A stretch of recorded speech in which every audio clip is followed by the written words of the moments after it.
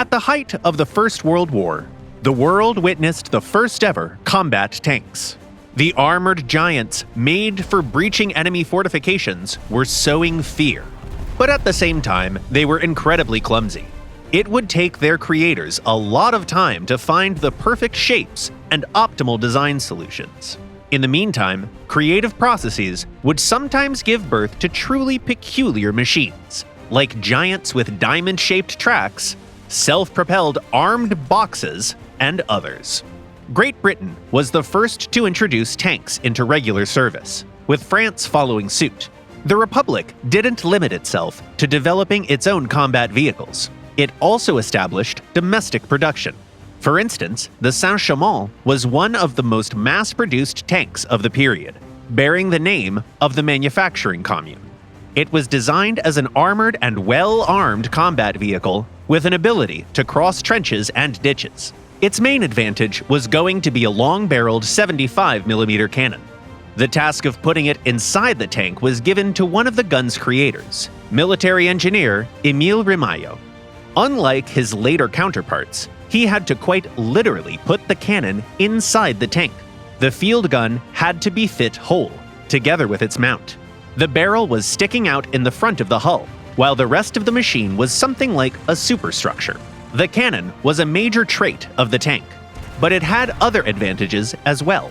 The engineers used a gasoline-electric transmission from a railcar that allowed for equal speeds when moving both forward and in reverse.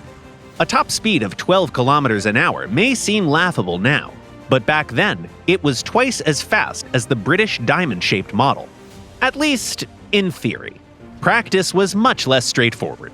The St-Chamond would often dive nose first into the ground, since a part of its hull protruded far beyond the tracks. The vehicle was supposed to cross trenches and ditches, paving the way for infantry, but instead it would often get stuck on small bumps before it could get to the front lines.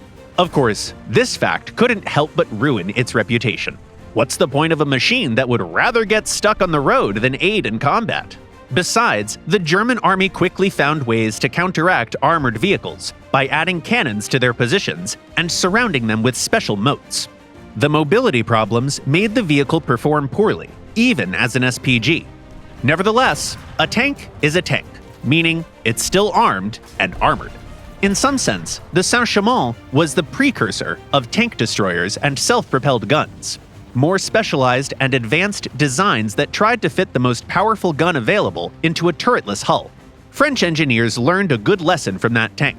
In 1917, France was the first to introduce a classic tank into service, the turreted Renault FT-17. They also made something special for breaching fortifications, the Char 2C landship. It was finished too late for World War I, but by that time, it was already clear that a tank must have a turret.